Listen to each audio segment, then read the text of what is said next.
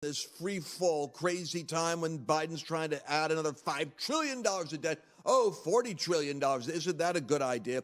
You need to go to lancewallnut.com/Birch. lancewallnut.com/Birch. Many of you are putting your, figuring out a way to peg your money into the gold. And you need to look at the gold and the silver because that's where the Bible says the gold and the silver are mine during the period of shaking. And read what you can, download the 20-page report, and don't say, well, I don't have any money for that. Get educated, because when you're educated, you'll be surprised how you start to attract what you need. It's coming, and you are going to be ready for it. Let's go into the broadcast.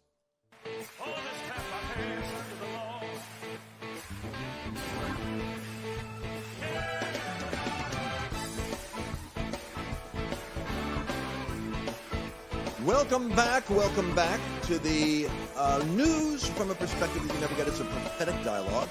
And when I say prophetic, it means that it reaches into the future and senses the trajectory of where things are going. And this is the one thing that I most appreciated about Rush Limbaugh as I learned to listen to him. He would not necessarily mimic or parrot or take the talking points of what was going on in the news cycle like so many of us do.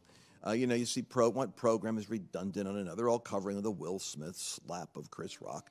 I like to only cover those subjects that I think there's a unique perspective on that the average person hasn't heard.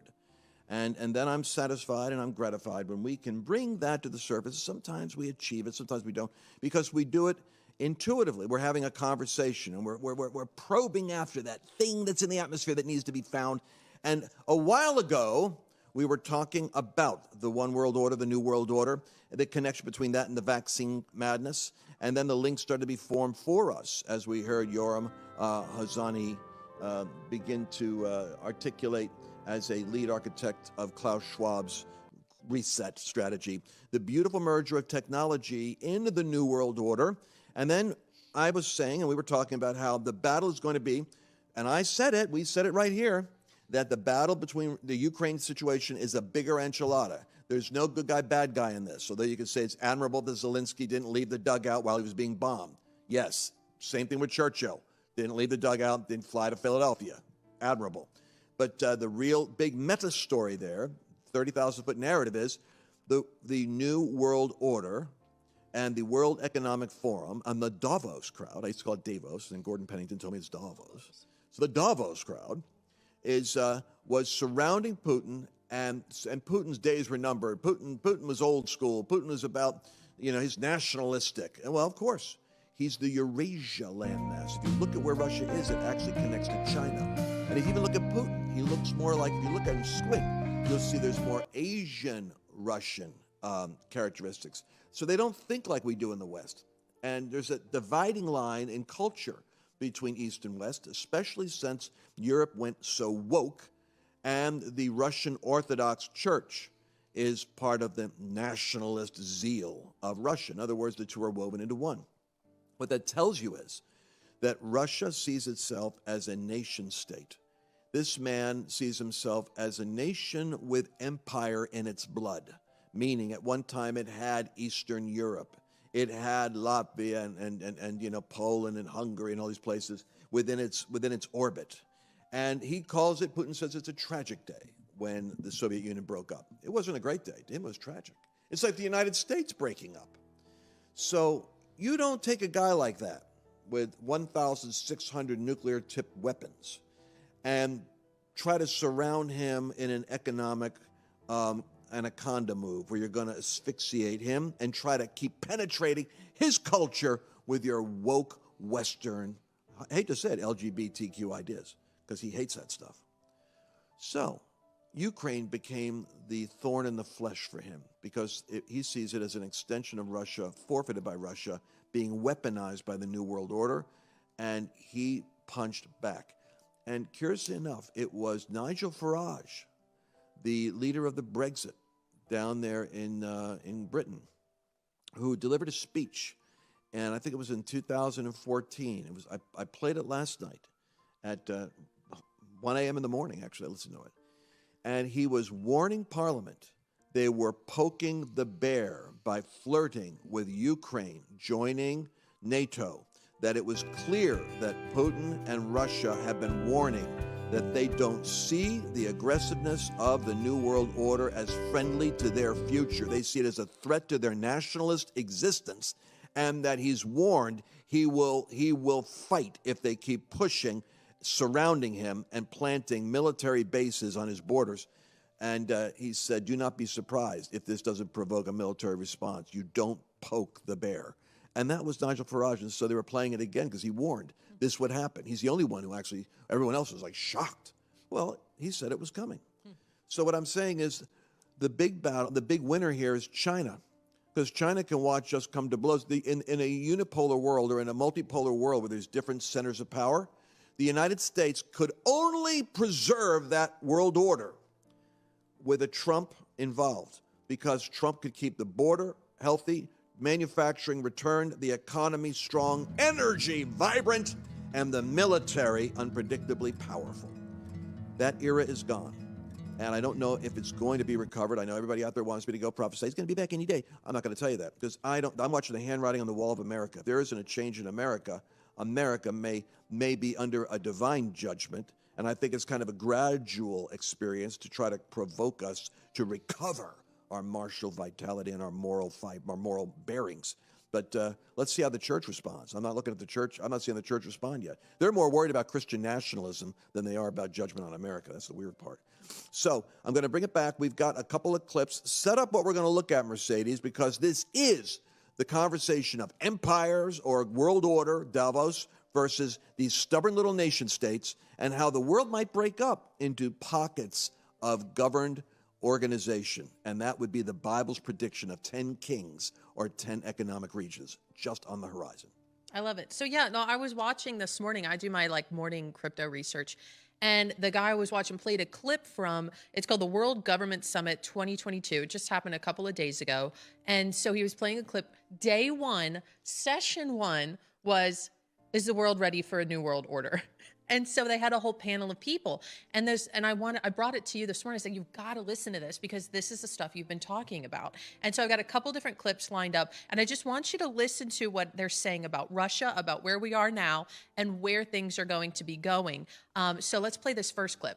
We are in a pivot with foreign policy to a policy that fundamentally and clearly serves economic needs, geopolitics to geoeconomics, as Dr. Anwar has suggested. I think is certainly an extremely important driver of what is going on today. But your sense, I want to get a sense of where we're at and the impact that this will have on global policy going forward and how this world is run. The impact of the economics of it all. Well, first of all, let's take a look at what makes up world orders. World orders are that a group of countries across the world agree to a set of rules, and they agree to play by them. The second is there's a balance of power, so that no power feels that it can subjugate a neighbor. That's what we've lost in Russia. There wasn't a balance of power. Europe decided the age of military power is over. And so Russia is attempting to subjugate Ukraine. But then the third part of this is a consensus that everyone accepts this. It's almost too utopian to come about. And so what's emerging right now, which I think is a danger, is a Chinese-centered order and a U.S.-centered order, and that we're breaking down again. And that's not a healthy outcome. It's not the outcome we want. But that gets to the economics, and that's what I wanted to touch on, because the economics are that China, I think in 2016-17, invested $53 billion in the United States. Last year, $1 billion. So there's already a decoupling. There's already a breaking down. And the question is, how does this play out right now? And so I think you're going to see, in an economic sense, you're going to see these two worlds, but it's not going to be that neat. I think you're going to see the evolution of regional organizations, and regional, because it's so hard to create a world order, I think you're going to see regional orders spring up. And then you have links between regional orders, but they will be very much guided by economic interests, social interests, and also security interests. You see things like the Quad, like the Abraham Accords, so ad hoc, not inflexible alliances, and that seems to me what's emerging at the moment. So Lance, I loved this clip because literally this is the stuff you've been talking about. This is what you've been saying about Russia and how, and it's so controversial what you're saying, right? I mean, you've gotten a lot of pushback from people saying, why aren't you supporting Ukraine? What's going on? And you're saying, listen, an inadvertent consequence of Putin going after Ukraine is that he is throwing a wrench into the new world order that they're trying to form in Europe. I mean, the language that this guy used, I thought was so interesting. He says, we're breaking down again. Did you hear him say that? Like, we're breaking down again. And as a result, we're going to end up with regional orders because it's too difficult to create a new world order. Isn't that, I just thought it was fascinating, but I wanted to hear your comments on it. Yes, so, and the result of this is what Davos decided they wanted was to poke the bear and to provoke the bear into, they're just giddy with the fact that they're attempting to crush the economy through their woke corporate alliances, all particularly American. And you got Thomas Friedman with his delirious fever dream of celebration over how, oh, you corporations individually went at it and you crushed all the citizens of Russia. You've put them into a tailspin like a Great Depression, 140 million people suffering.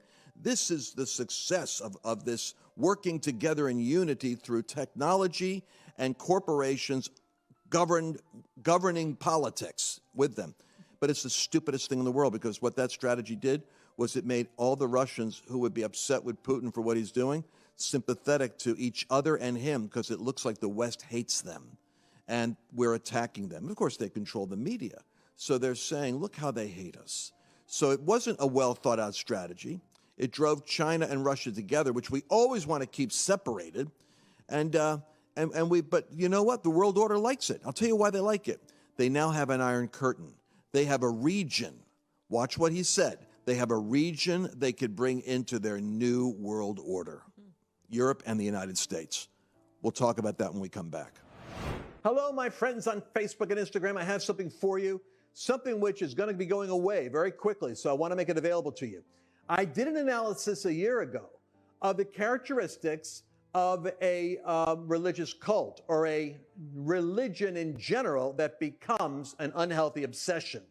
And I realized as I was doing my research that many of the researchers I'm studying are saying that the progressive left is becoming, with its woke movement, more and more like a religion, with their own sense of the sacred, their own required confessions and words, and their own blasphemy laws. And I started to realize, oh my gosh, the woke progressive left is like a counterfeit awakening. That's why it's called an awakening.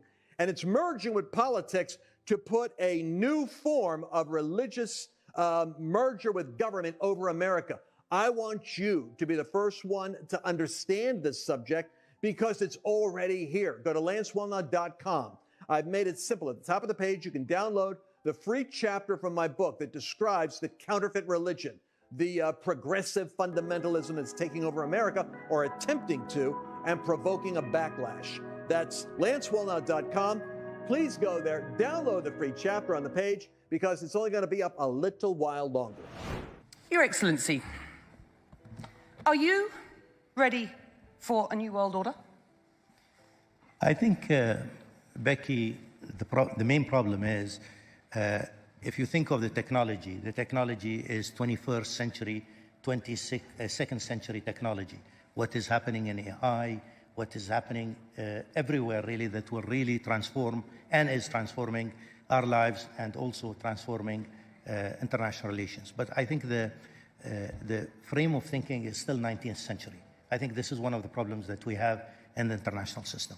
Where if you look, it's still about nationalism, it's still about state sovereignty, it's still about use of force or non-use of force. And I think this is one of the major issues as we try to bridge really what is mentally, governing international relations with the 19th century mode of thinking, but at the same time with technology fast ahead of us in the curve. That, I think, will be a major problem. So there you hear it, folks. And curiously enough, this is from the Arab oil emirates, I assume. Mm-hmm. And they're saying, well, we have the technology of the millennium, potentially, future technology for a utopian society, but we have this antiquated old notion of nations. If only we could move into no borders, no walls, no USA at all. And by the way, they say this and don't believe it, because if you were to say, so are you saying that you would like to break down the boundaries between Iran and you, which are sworn enemies because Iran wants to wipe Israel off the map and the Saudis? He would say, oh, heck no. We don't want to do that. We can't trust the Iranians. They want to destroy us. So you see, the point is, you guys have to catch this. The beast in the Bible is the cobbling together of 10 economic, social security zones. This guy said it in the earlier broadcast, and I took notes. He said that the balance of power has to be able to guard against subjugation by a neighbor. And in order to do that, what you're going to need is you're going to have some kind of security and economic and cultural regional alliances. Kind of like the Abraham Accords that Donald Trump put together was a security, cultural, economic alliance with Israel and the friendly nations that want to flourish under the democracies, or at least the economies that operate with democracies. And it was a safeguard against Iran.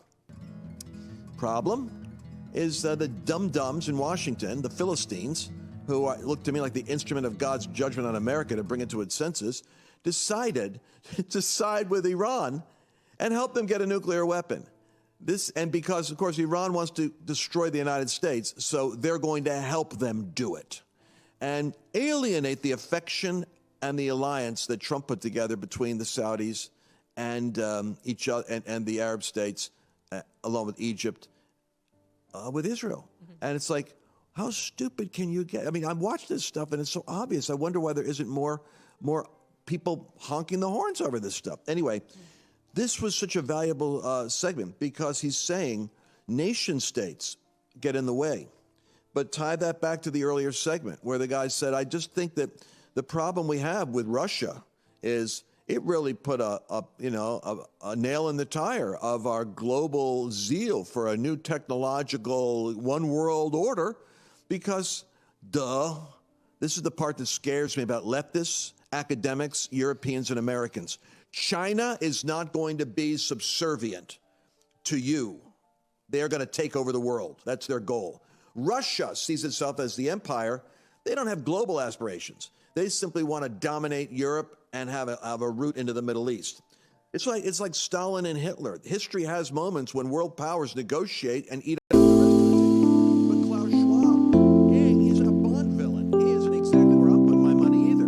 Him and his nut job Hanani there want to put surveillance under your skin, and they see China as willing to do deals with them if they could show them how to monitor everybody with a new cryptocurrency under the skin that tells you where people are and can maybe even affect how they think. Oh my gosh, where this is going is crazy.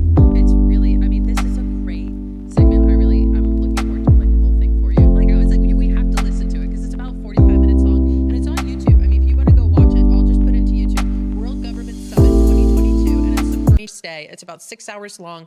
This is the first 45 minutes. And it gets better and better as they share more and more. But you're right, it's a window into what it is that especially Europe is trying to put together, right? I mean, they have been trying their darndest to put together their own regional. The amazing thing is we wrote about this. Yeah. We wrote about this before the election and said Europe is going to be looking for a digital passport. It's going to have a digital currency. It's going to be able to ID you and track you. What we were not willing to go to at that point was that the vaccine would provide the ability for them to do surveillance through, nanotechnology under your skin, because that seems so, I don't know, dystopian, but they actually are telling us that's the advantage of the vaccines is that they can merge them. But that's not in the vaccine, though, right now. It's not in the vaccine. You're saying that you think that's in the vaccine now? No, it's not? I'm saying that Yuri Hazani is saying that this is the potential and the gift that COVID gave us is the whole world has accepted science instead of religion as their new citadel of their cathedral of ultimate power. Absolutely. This is great progress, and the vaccines provide a deliverable system for our long-desired global identity work so that everyone has a global ID And it's virtually, the sky's the limit for making man into God once we get technology injected. Well, it's a really, you got to go listen to it because they go even further. They talk about digital. Oh, we don't have enough time to play the clip. And I'll tell you what, we'll pull it into the podcast. So we do this every single day during the week. Watch. We do the this. Lance Wallnau show. We do this show on Saturday, one day a week. This is like a little teaser, but every day in the week you can go to Lance Wallnau, as what you were saying. Yes, that's what I was saying. Yeah, but come watch the podcast because what I'll do is I'll pull these clips into the podcast and we can go through them. And I want you to also explain at some point. We don't have time for it now, but the 10 economic regional zones where you're getting that's biblical. That's a concept that comes right out of, I believe it's Daniel. And so we could talk about that on the podcast. And I want to play more clips. You have more clips now? No, not now, but on the podcast because I have a whole one all about the digital currency, CBDCs. And in fact, some of these people are actually really concerned about getting a digital Bill of Rights for citizens because this technology is advancing so fast that we don't even have a Bill of Rights built for it. I mean, like you say, every single transaction is going to be recorded on the blockchain when you have a central bank digital currency. And just so you understand, not all cryptocurrency is bad. A lot of it is privatized. The dangerous one you're talking about is when CBDCs are introduced. The goal here really is just to collect money. They want to tax everything. Every transaction, your bank is going to switch to digital. Every time you send money, they're going to take a percentage of that. And you saw how Trudeau handled GoFundMe. Mm-hmm. Exactly. And then you saw how Give, Send, Go was treated by totalitarians. Yeah. And you get to China. How China is with the social system. They'll just shut off the water flow right there. And it's kind of like I'm banned on TikTok.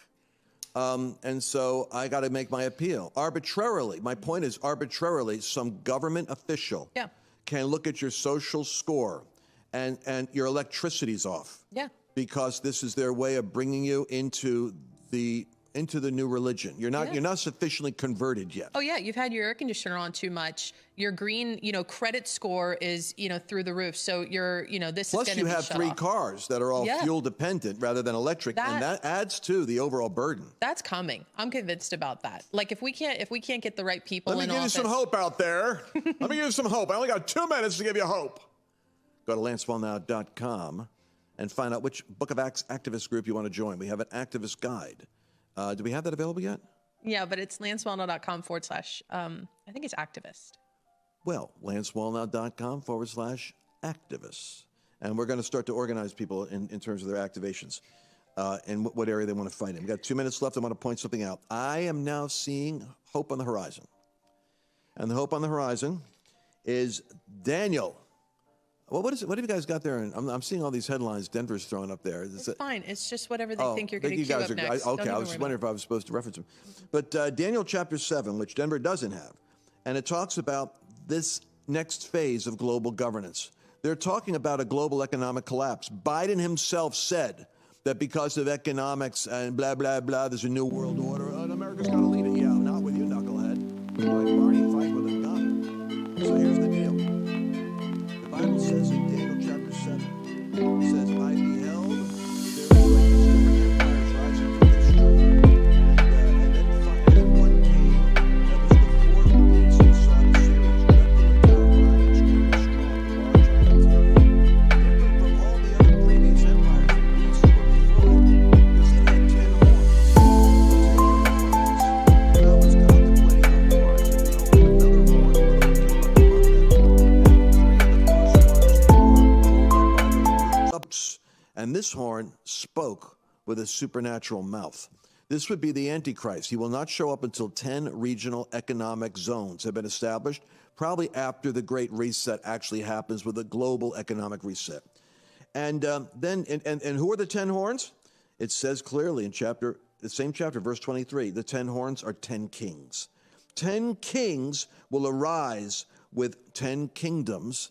These are going to be the zones. That'll be the zones that will reflect the religious values, the cultural values, the economic integration, and the security guarantees. Eventually, someone's going to rise up in the middle of those 10 and subjugate all 10. That's what the Bible says, which should give you hope, because the Bible says that those 10 will be smashed by the kingdom of God. We'll talk more about that next time we get together. You know, I wrote a book and I talked about Haggai, the prophet, talking about God is going to shake all the nations, including economic systems. And then just recently I got challenged by a verse. It says, the silver is mine and the gold is mine. And I began to think, you know what? I'd hate to find out there was a promise and a warning here on silver and gold, and I never even thought about it. And that's the reason why I want you guys to do something right now. You want to get a 20-page special report on silver and gold. Go to lancewallnau.com/Birch, because Birch Gold is one organization that is being used by a lot of very credible people right now in order to position themselves with silver and with gold. You need to now start to look into this and learn what it is that maybe God was trying to say, that the silver is mine and the gold is mine. Go to lancewallnau.com/Birch and find out for yourself. Did you enjoy this latest episode? Please remember to share it with your friends, because the more knowledge you have, the better equipped you are to navigate the world. See you tomorrow.